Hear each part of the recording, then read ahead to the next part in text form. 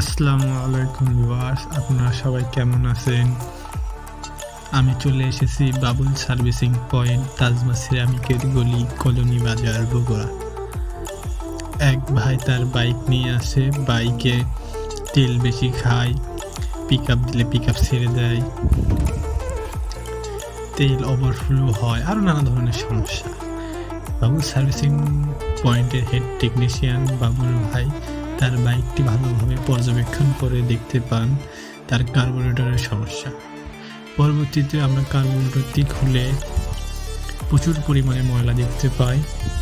তা সুন্দরভাবে তেল দ্বারা পরিষ্কার করে পরে হাওয়া দ্বারা পরিষ্কার করা হয়, শুকানো হয়।